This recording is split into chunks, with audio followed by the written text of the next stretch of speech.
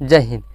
चले चलते हैं, हम लोग जानते हैं मेंडलीव की आवर्त सारणी के नियम और दोष और कुछ विशेषता के बारे में जानते हैं। जी हाँ, उसे सबसे पहले हम लोग बता दें, या देखिएगा मेंडलीव की आवर्त सारणी का नियम आखिर क्या है। जी हाँ, सबसे पहले जानते हैं, देखिएगा मेंडलीव की आवर्त सारणी के नियम जो दिए गए थे, या देखिएगा 1869 में दिए थे। और पूछेगा पेपर में कब छपा था, या देखिएगा 1872 ईस्वी में। अब पूछेगा कहाँ छपा था, या देखिए जर्मनी के पेपर में छपा था। जी हाँ, इसी समय याद देखिएगा एक और वैज्ञानिक था लोथर मेयर, याद देखिएगा उन्होंने 1868 ईस्वी में ही बना लिए थे।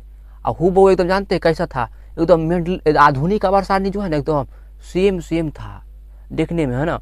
मगर याद देखिए उनका पेपर में नहीं छपा, जिसके कारण याद रखिएगा पेपर में, याद देखिएगा मेंडलीव रूस के वैज्ञानिक थे, मगर जर्मनी में जाके पेपर में छपा था।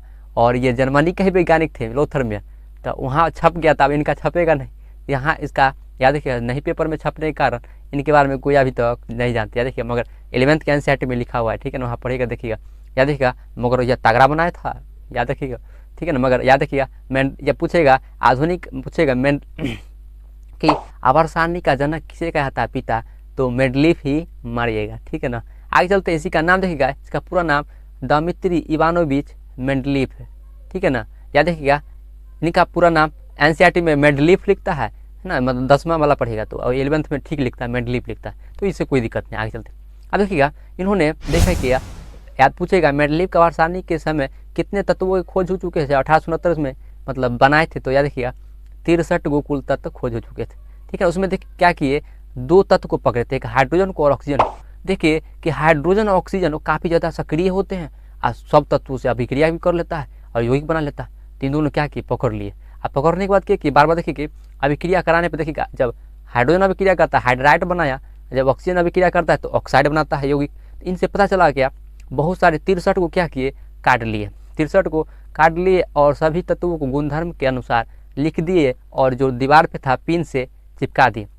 तो उन्होंने देखे क्या, जो तत्वों के आरोहीकरण प्रमाण दरमियान पर गिनने पर एक निश्चित अंतराल आने पर न एकदम समान गुना जाता है। इसका मतलब समझ गए कि तत्वों का जो गुणधर्म है ना, वो किसके आवर्त फलन है, परमाणु दरमियान के आवर्त फलन होते। जी हाँ, इससे नियम याद रखिएगा, नियम क्या है पूछेगा, सिद्धांत क्या दिए थे, तो यही दिए थे कि तत्वों के भौतिक गुण और रासायनिक गुण उनके परमाणु दरमियान के आवर्त फलन होते हैं। जी हाँ, याद रखिएगा, यही लिखिएगा, 2 नंबर पूछेगा तो टाका दो, ठीक है। इन्होंने देखिएगा कुछ विशेषताएं बताते हैं। देखिएगा इन्होंने क्या किए थे, आगे के लिए इन्होंने रिक्त स्थान खुद छोड़ दिए थे।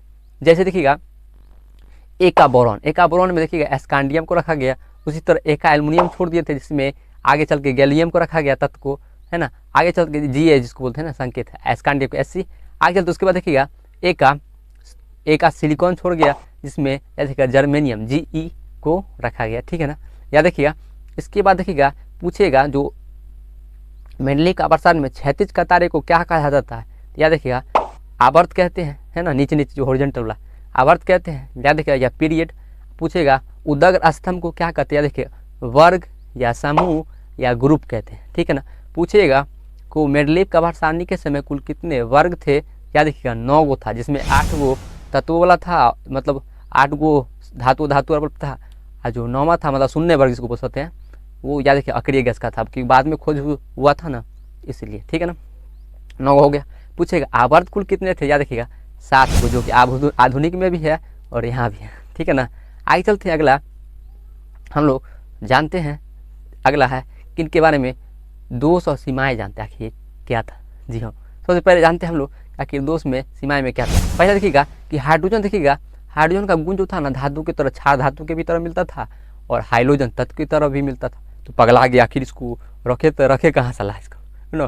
तो उसको याद रखिएगा उन्होंने अच्छा से क्या किया, इनका मतलब पहला गुण पूछिएगा, पहला दोष क्या था, सबसे पहला मुख्य दोष याद रखिएगा हाइड्रोजन के लिए कोई निश्चित स्थान ही नहीं था, पहला गलती। दूसरा देखिए आप लोग समस्थानिक पढ़े होंगे, जिसका परमाणु दरमियान मतलब परमाणु संख्या समान होते हैं परंतु परमाणु दरमियान भिन्न होते हैं, उसे समस्थानिक कहते हैं, आइसोटॉप्स। जैसे हाइड्रोजन का होता है, याद देखिए प्लूटोनियम, ड्यूटेरियम, ट्राइटिरियम, ठीक है ना। याद देखिए इन्होंने इनके स्थान छोड़वे नहीं किए, समस्थानिक के लिए कोई स्थान नहीं छोड़, दूसरा गलती ये किए। और तीसरा गलती देखिएगा इन्होंने क्या किए कि कोबाल्ट और निकोल, देखिएगा कोबाल्ट का परमाणु दरमियान थोड़ा निकेल से थोड़ा ज़्यादा होता है, मगर जब आरोही क्रम में सजाए थे ना, तब कोबाल्ट को पहले रख दिया और निकेल के बाद में रखे, तो याद रखिएगा जो अधिक परमाणु द्रव्यमान वाले थे उनको कम परमाणु द्रव्यमान वाले तत्वों के क्या कर दिए, पहले रख दिए, तो गलती हो गया ये वाला, ठीक है ना। तीसरा, मगर मुख्यतः पूछेगा तो 3 ही गलती है। और याद देखिए एक और बोल सकते हैं, आप नहीं भी बोलेगा तो चलेगा, ठीक है ना, ठीक है ना। मगर मुख्यतः याद देखिएगा 3 ही क्या थे, दोष थे, ठीक है ना। आप लोग समझ गए होंगे, ठीक है ना। याद देखिए पार्ट 1 नहीं देखे तो वो भी देख लीजिए, ठीक है ना। चलते हैं, जय हिंद।